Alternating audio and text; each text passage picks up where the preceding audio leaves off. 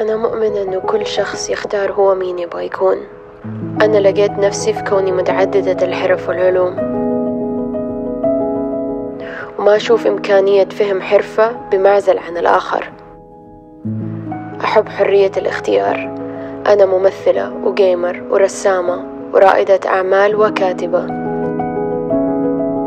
سلاحي هو أني أتغلب على مخاوفي بممارستها،